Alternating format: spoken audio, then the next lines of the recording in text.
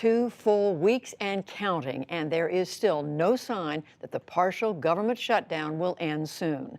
The president and House and Senate leaders did talk again today, but they didn't appear even to agree on how the meeting went.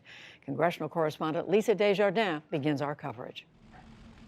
Day 14 of the government shutdown. We just completed a lengthy and sometimes contentious conversation with the president.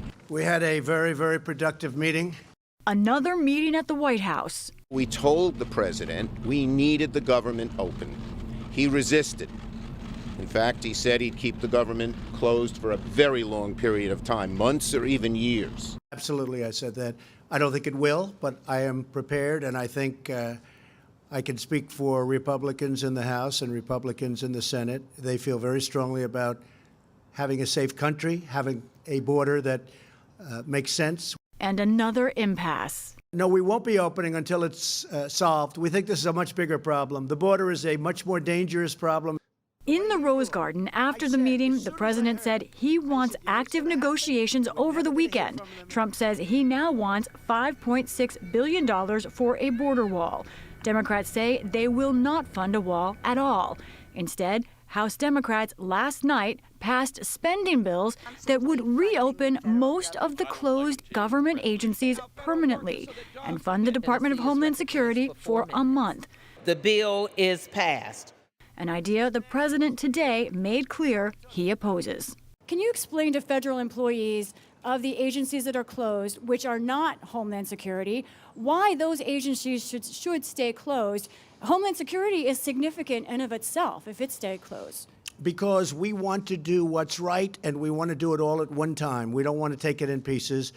We just don't want to do that. The president also said he is considering calling a national emergency to build the wall if Congress doesn't fund it. Yes, I have. And I can do it if I want. So you don't need congressional approval to build the wall? No, we can use them. Absolutely. We can call a national emergency because of the security of our country. This as the effects of the shutdown are felt outside of Washington, D.C., like in Joshua Tree, California, where a group of volunteers is cleaning up trash at the national park. We knew we had to do something with the government shutdown. So we got together right away and started to get folks up there and take care of the bathrooms and things like that. So we've been dubbed the toilet paper angels. Meanwhile, some 800,000 federal workers are furloughed or working without pay. The president was asked about workers who may be having trouble paying their rent. When you see there are problems out there, difficulties out there, you know, the people are all good for the money. They work with people. Meanwhile, the 116th Congress has gone home for what will be the third weekend of this shutdown. And Lisa joins me now. Lisa, you're just getting off the phone, I know, with somebody. You're still reporting on this right up to the last minute. So one side says there was progress, that's the White House. The other side says there wasn't. What's going on? It does not feel like there was significant progress today, Judy.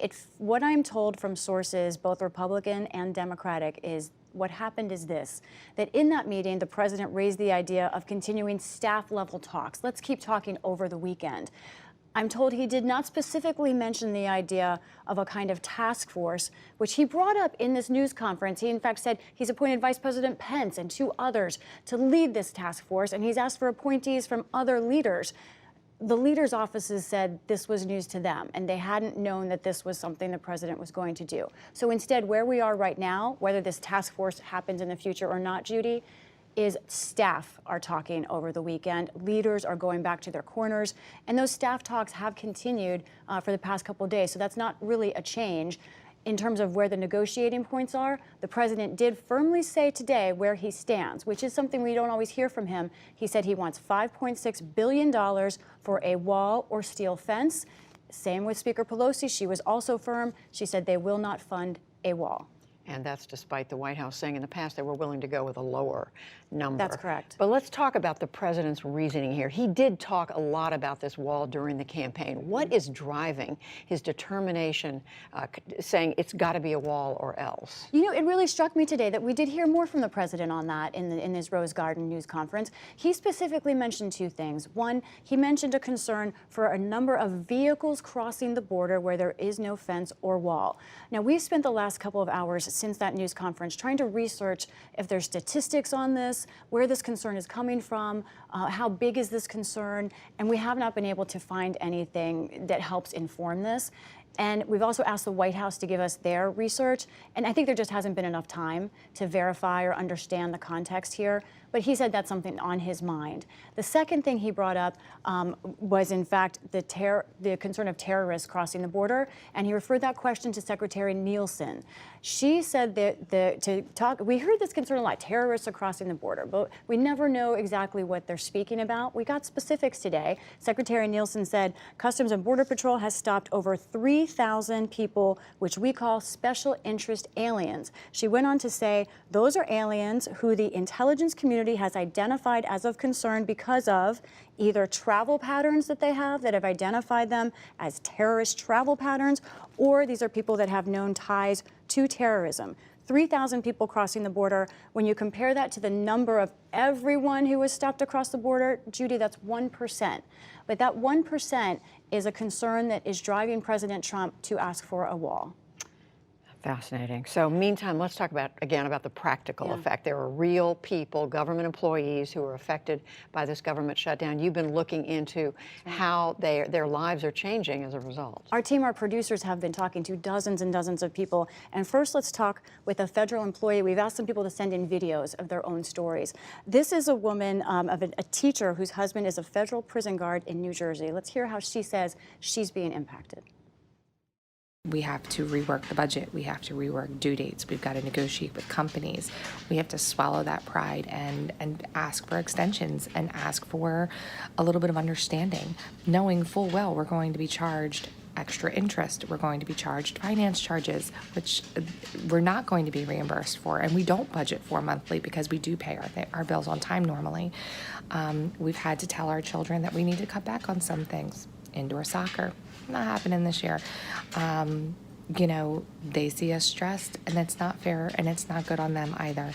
It stinks, and it needs to stop. So it's kind of typical. You don't see people's mortgages affected quite yet. We have another example of a couple from Falls Church, both federal workers. They have 2 children who are special needs and are in therapy, and they're skipping therapy next week, for example, because they're worried about their salary loss because of the shutdown. They've also been talking to school loan, car loan people to say, hey, we may not make the next payment.